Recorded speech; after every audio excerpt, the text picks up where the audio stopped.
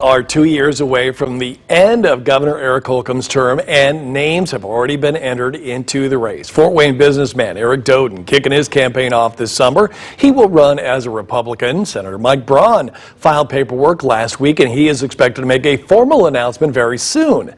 Joining us this morning is our political expert, Abdul Hakim Shabazz. Good morning, Abdul. Good morning, my friend. How's everything going there? It is going well. Let's start off. Did this come as a surprise that Senator Braun decided to run for governor? No, not really. We've been hearing Mike Braun hasn't been happy in the Senate for a while. He's more of a member of the executive branch than the legislative branch, so that is not surprising. We reported back in September that he'd been making calls to county chairmen across the state of Indiana, basically saying that he was going to run for governor, probably make an announcement after Election Day and after the midterm. So no big shocker there at all. So what do you think some of his priorities would be when it comes to campaigning, and if he ended up being governor? I know Mike Braun's always had a big thing being his body for health care, because healthcare costs obviously are skyrocketing because of inflationary pressures. So I know healthcare has been one of Braun's big sort of big issues, big deals. Then there's of course everything else. There's education, there's the state budget, there's infrastructure, just a myriad of things that you have to deal with when you're governor. All right, the only other person that has put their name into the race, businessman Eric Doden from Fort Wayne. What should Hoosiers expect from him? Expect a lot of focus and attention on rural Indiana.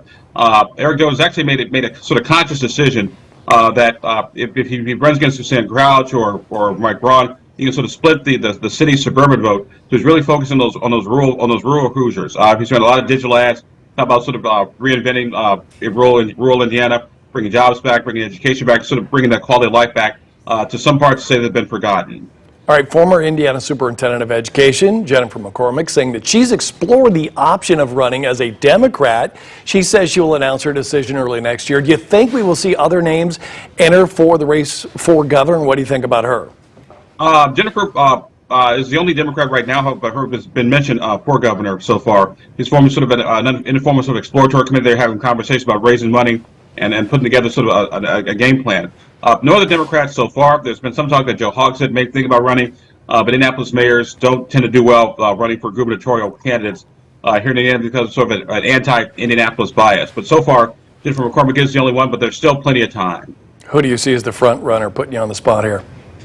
I would say technically Mike Braun, because Mike Braun has the most money at his disposal, but still a long, long way to go. All right, turning to Georgia now, Democrat Raphael Warnock won re-election in a runoff for U.S. Senate. He got 51% of the vote. Walker got 48.6%. Warnock had this to say.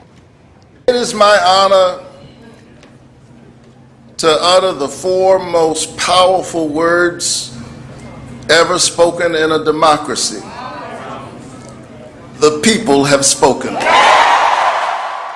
So, Abdul, what does that mean for the balance of power in the U.S. Senate? First of all, it gives Democrats a cushion. There's no longer 50-50, it's now 51-49, which makes it easier, particularly procedurally, with committee assignments, not committee assignments, but sort of the committee process. Because before it was sort of split 50-50, and so Democrats had to deal with Republicans and some things they did to slow down the process. This speeds up things a whole lot quicker. Now they got 51-49. And by the way, Raphael Warnock, this was his fourth time running as a statewide Democrat. So the fourth time he ran, and the fourth time he won. So you got to give credit where credit's due. And this one is a 6-year term. All right. Yes. Abdul Hakim Shabazz, our political expert. Thanks for joining us this morning. We do appreciate it.